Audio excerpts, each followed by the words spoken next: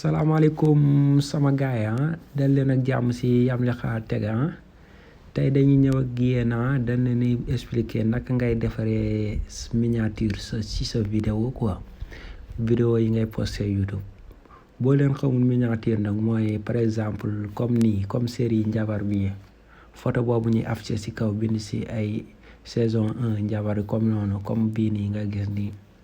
yi ñu def ci photo bi pour boo ñëwee automatiquement da lay attirer nga dugg quoi isa waaw comme photo bii tamit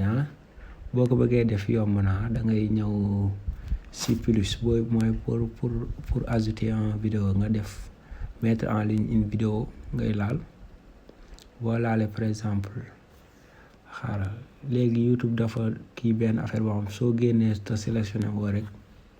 boo duggee dala koy laaj quoi par exemple boo duggee ni nga laal plus bi boo laalee plus bi nga def mettre en ligne une vidéo moom ngay laal gisoo mi ngi soog a ñëw sélectionné boobu nga def sélectionné une vidéo de photo ngay laal nga dugg ci vidéo bi nga bëgg a kii quoi nga cliquer ci vidéo bi nga bëgg a enregistrer nga def ok après vidéo bi moo nekk ci kaw nii nga laal ko. salaamaaleykum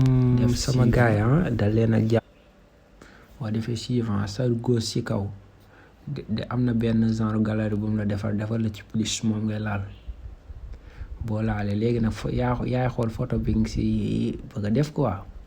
am na ñoom dañuy dem ci yenn application yi collage seen photo wala yaa ma gën a xam quoi whatever moom ngay laal def ko ci kaw vidéo bi nga xam ne maanaam vidéo bi buy affiché photo boobu lay wane quoi par exemple man bëgguma see def kii quoi vidéo bi